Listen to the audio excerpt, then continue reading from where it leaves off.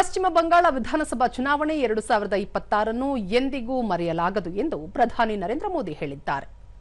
ಸಾಮಾಜಿಕ ಜಾಲತಾಣದಲ್ಲಿ ಅವರು ರಾಜ್ಯದಲ್ಲಿ ಜನರ ಅಧಿಕಾರ ಸ್ಥಾಪಿತವಾಗಲಿದ್ದು ಬಿಜೆಪಿ ನೀತಿಗಳ ಉತ್ತಮ ಆಡಳಿತ ಜಾರಿಗೆ ಬರಲಿದೆ. ಪಶ್ಚಿಮ ಬಂಗಾಳ ಜನತೆ ಬಿಜೆಪಿ ಪರ ಅಭೂತಪೂರ್ವ ಜನಾದೇಶ ನೀಡಿದ್ದು ಜನರ ಆಶೋತ್ತರ ಮತ್ತು ಕನಸುಗಳನ್ನು ಈಡೇರಿಸಲು ಪಕ್ಷ ಎಲ್ಲ ಪ್ರಯತ್ನಗಳನ್ನು ಮಾಡಲಿದೆ. ಸಮಾಜದ ಎಲ್ಲ ವರ್ಗಗಳಿಗೆ ಅವಕಾಶ ಮತ್ತು ಘನತೆ ಒದಗಿಸುವ ಸರ್ಕಾರವನ್ನು ನೀಡಲಾಗುವುದು ಎಂದರು. ಅಸ್ಸಾಂ ವಿಧಾನಸಭಾ ಚುನಾವಣೆಗಳು ಬಿಜೆಪಿ ಮೈತ್ರಿಕೂಟಕ್ಕೆ ಜನರು ನಿರಂತರ ಬೆಂಬಲ ನೀಡುತ್ತಿರುವುದನ್ನು ತೋರುತ್ತದೆ. ಬಿಜೆಪಿ ಮತ್ತು ಎನ್ಡಿಎ ಕಾರ್ಯಕರ್ತರ ಹಗಲಿರುಳಿನ ಶ್ರಮದ ಫಲವಾಗಿ 3ನೇ ಬಾರಿಗೆ ಬಿಜೆಪಿ ಅಧಿಕಾರ ಗದ್ದುಗೆ ಏರುತ್ತಿದೆ. ರಾಜ್ಯದ ಜನರು ಅಭಿವೃದ್ಧಿ ಮತ್ತು ಜನರ ಬದುಕುಗಳಲ್ಲಿ ಸಕಾರಾತ್ಮಕ ಬದಲಾವಣೆ ತರುವುದಕ್ಕೆ ಎನ್ಡಿಎ ಮೈತ್ರಿಕೂಟ ಒತ್ತು ನೀಡಿರುವುದನ್ನು ಬೆಂಬಲಿಸಿದ್ದಾರೆ ಎಂದು ಹೇಳಿದ್ದಾರೆ.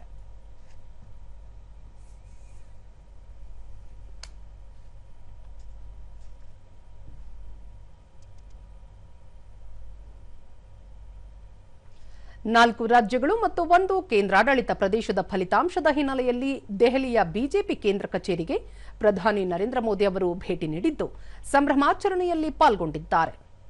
ಇನ್ನು ಕೆಲವೇ ಹೊತ್ತಿನಲ್ಲಿ ಪ್ರಧಾನಿ ನರೇಂದ್ರ ಮೋದಿ ಅವರ ಕಾರ್ಯಕರ್ತರನ್ನು ಉದ್ದೇಶಿಸಿ ಮಾತನಾಡಲಿದ್ದಾರೆ.